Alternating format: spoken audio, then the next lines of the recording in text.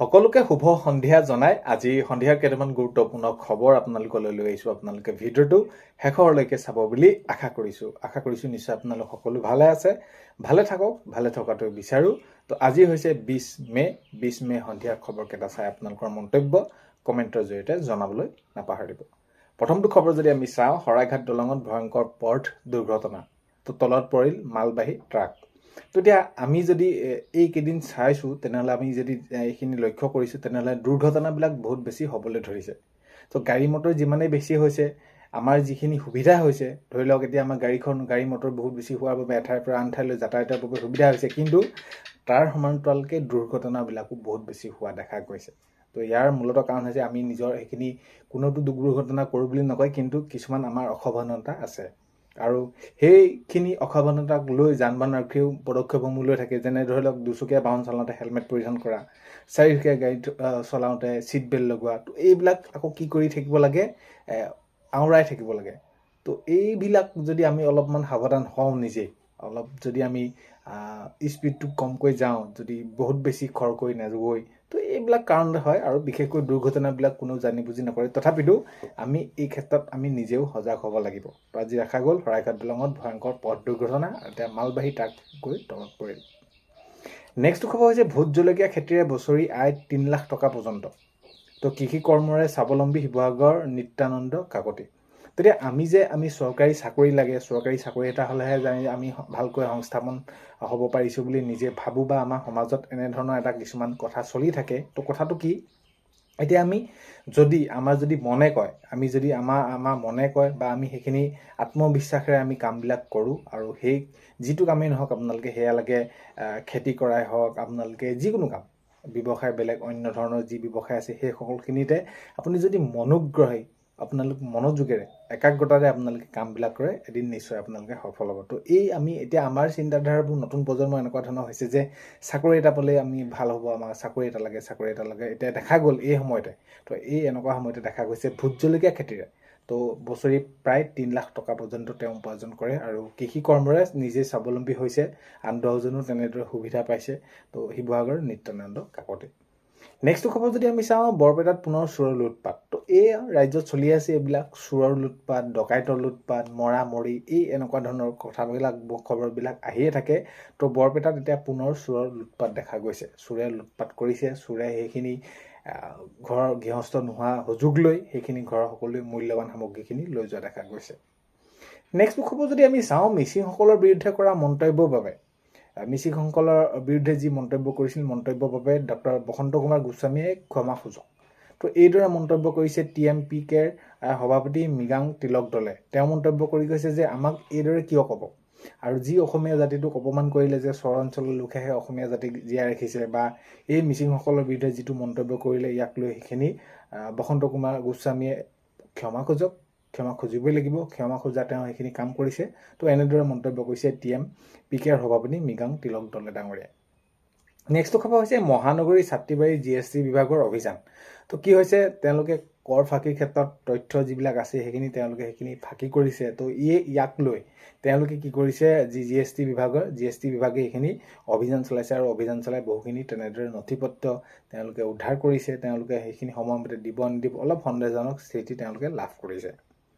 Next খবৰ যদি আমি চাওঁ, DFO অবিনাশ বসুমতাৰী বাসগৃহত CM ভিজিলেন্সৰ অভিযান। তো আমি এইটো কথা বুজি নাপাওঁ যে চৰকাৰী চাকৰি এটা নোপোৱাৰ পাছত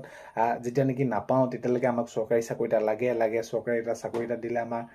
বহুত সুবিধা হ'ব, চৰকাৰী এটা চাকৰি এটা লাগে আমাৰ ঘৰখন চলিবৰ বাবে। তো এতিয়া যেতিয়া নেকি চৰকাৰী চাকৰি এটা তেওঁলোকে পায়, যোনে নহওক, চৰকাৰী চাকৰি এটা পোৱাৰ পাছত বহুতখিনি নহয়, সৰহসংখ্যক লোকে নহয়, কিছু তাৰ মাজতে এনেকুৱা ধৰণৰ খবৰবিলাক আহি থাকে। তো কি কৰে, অন্য ধৰণে তেওঁলোকে যিটো সুবিধাত যিটো পদত থাকে, তেওঁলোকে য'ৰ পৰা যেনেদৰে ল'ব পাৰি, সেই একদম ধৰি লওক 1000, 2000, 500, 200, 100 এনেকুৱা টকালৈকে পৰ্যন্তলৈকে তেওঁলোকে নামি পৰে। তো তেওঁলোকে নিৰ্দিষ্ট এটা দৰমহা পায়, চৰকাৰে দৰমহা দিছে, জনসাধাৰণৰ বাবে কাম কৰিবলৈ দিছে, তেওঁলোকৰ বাবে কাম কৰিব লাগে, জনসাধাৰণৰ সেৱাৰ বাবে। তো এইবিলাক কাম কৰা বহুত বেছি দেখা যায়, আৰু এতিয়া দেখা গ'ল DFO অবিনাশ বসুমতাৰী বাসগৃহত CM ভিজিলেন্সৰ অভিযান। তো সেইখিনিতো বেয়া কাম কৰিলে ধৰিবই। তো এনেকুৱা ধৰণৰ খবৰবিলাক। নেক্সট খবৰ হৈছে জুবিন গাৰ্গক লৈ ৰাজনীতি বিৰোধীয়ে কি কৰাৰ বাবে 20% ভোট BJPয়ে বেছিকৈ পালে। মুখ্যমন্ত্ৰী মহোদয়ে এইটো মন্তব্য কৰিছে যিহেতু আজি জুবিন ক্ষেত্ৰত উপস্থিত হৈছে মুখ্যমন্ত্ৰী মহোদয় আৰু বিৰোধীয়ে যিটো ৰাজনীতি কৰিলে যিটো কৰিব নালাগিছিলে এতিয়া মোক বহুতে সমালোচনা কৰিছিলে মই নিৰ্বাচনৰ পূৰ্বে ইয়ালৈ নহাৰ বাবে মই ইয়াৰ কামসমূহ গুৰুত্ব সহকাৰে নোলোৱাৰ বাবে এতিয়াতো আপোনালোকে গমেই পাইছে যে যি বাউণ্ডেৰী ৱাল সেইসমূহ কাম হৈ আছে আৰু আমি কি কৰিব লাগিব জুবিন ক্ষেত্ৰ আমি ভালদৰে কামবোৰ কৰিব লাগিব ৰাইজে যিদৰে বিচাৰিছে তো এইখিনি আমি সুন্দৰকৈ সজাব লাগিব জুবিন ক্ষেত্ৰক তো এইখিনি মন্তব্য কৰিছে মাননীয় মুখ্যমন্ত্ৰী মহোদয় আৰু এতিয়া কি মই যেতিয়া নেকি অহা নাছিলোঁ এইখিনি মোক বহুত ভাগে কৈছিলে আৰু এতিয়া আপোনালোকে নিশ্চয় দেখিছে যে বিৰোধীয়ে সেই সময়ছোৱালৈকে ৰাজনীতি কৰিলে যে ৰাজনীতি নিৰ্বাচনত তেওঁলোকে জয়ী হ'ব পাৰিম বুলি কিন্তু দেখা গ'ল যে এইবাৰ কি হ'ল বিৰোধীয়ে জুবিন গাৰ্গক লৈ ৰাজনীতি কৰাৰ বাবে 20% ভোট বিজেপিয়ে বেছিকৈ পালে বুলি মাননীয় মুখ্যমন্ত্ৰী মহোদয়ে আজি কোৱা দেখা গ'ল তো এইখিনি প্ৰকৃততে কৰিব নালাগে আমি অতীতত কৰি আহিছিলোঁ জুবিন গাৰ্গক শ্ৰদ্ধা বৰ্তমানটো কৰোঁ আৰু ভৱিষ্যতলৈ কৰি যাম সেইখিনি সকলোখিনি আমি জুবিন ক্ষেত্ৰৰ কাম যিদৰে কৰিব পাৰি কোনসমূহ কিদৰে কৰিলে ৰাইজে আঁকোৱালি ল'ব বা কোনসমূহ কাম কেনেদৰে কৰি গ'লে ভাল হ'ব সেইখিনি আমি চিন্তা কৰিব লাগে আৰু আমি সেইখিনি কাম কৰি যাম মাননীয় মুখ্যমন্ত্ৰী মহোদয় আজি জুবিন ক্ষেত্ৰত উপস্থিত হৈ এইদৰে মন্তব্য কৰা দেখা যায় আৰু এইখিনি তদাৰক কৰিবৰ বাবে সেইখিনি কমিটি তেনেদৰে গঠন কৰি দিয়া হৈছে ইতিমধ্যে নেক্সট খবৰ যদি চাওঁ আমি দেশজুৰি ফাৰ্মাচিষ্টসকলৰ ধৰ্মঘট কাৰ্যসূচী তো এতিয়া আমাৰ কি হৈছে যিকোনো ধৰণৰ এখন দোকান হওক বা যিকোনো ধৰণৰ বস্তু আজিকালি প্ৰায় বহুত বেছি অনলাইন যোগে হ'বলৈ ধৰিছে অনলাইন যোগে হোৱাৰ ফলত এই যিসকল লোক আছে ব্যৱসায় তেওঁলোকৰ বহুত বেছি ক্ষতি হৈছে বা এই যি এতিয়া অনলাইন ধৰি লওক ঔষধ কি হয় তো এইখিনি ক্ষেত্ৰত এতিয়া দেশজুৰি কি হৈছে ফাৰ্মাচিষ্টসকলে ধৰ্মঘট কাৰ্যসূচী পালন কৰিছে আজি পালন কৰা দেখা গৈছে সমগ্ৰ দেশতে আৰু সেয়াই মাননীয় মুখ্যমন্ত্ৰী মহোদয়ে এইটো কৈছে আজি জুবিন ক্ষেত্ৰত উপস্থিত হৈ যে শীঘ্ৰেই 10 বিঘা মাটিত সৰ্বাংগ সুন্দৰ ৰূপত নিৰ্মাণ হ'ব জুবিন ক্ষেত্ৰ মাননীয় মুখ্যমন্ত্ৰী মহোদয়ে জনাইছে আৰু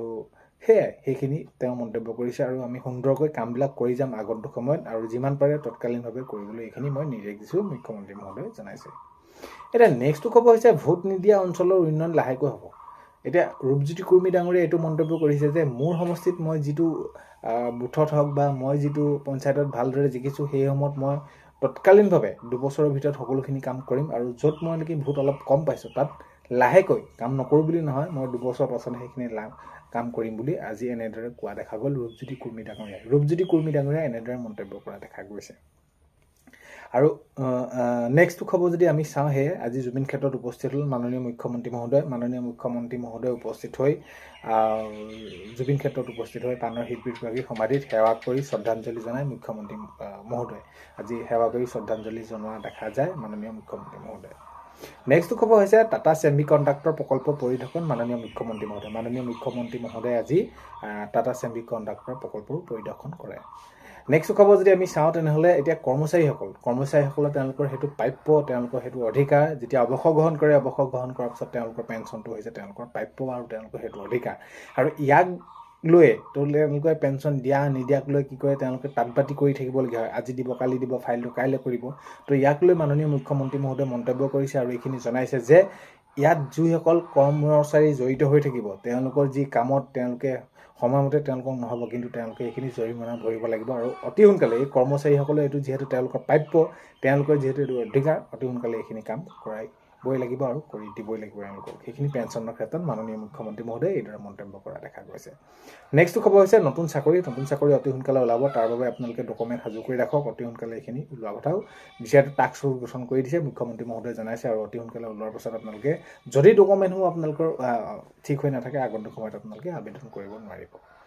তো আজি 20 মে সন্ধিয়া খবৰ এইকেইটাই আপোনালোকক জনালোঁ ভিডিঅ'টো আপোনালোকে শেষলৈকে চোৱাৰ বাবে বহুতেই বেছি ধন্যবাদ এইখিনিতে আপোনালোকক এটা অনুৰোধ কৰিম চেনেলটোলৈ যদি আপোনালোক নতুনকৈ আহিছে ছাবস্ক্ৰাইব কৰাৰ লগতে কাষতে থকা বেল আইকনটো প্ৰেছ কৰি অল কৰি থ'ব যাতে নতুন এটা ভিডিঅ' দিয়াৰ লগে লগে আপোনালোকে আগতীয়াকৈ চাবলৈ পায় আজিলৈ মানে অন্য এটা ভিডিঅ'তে লগ পোৱা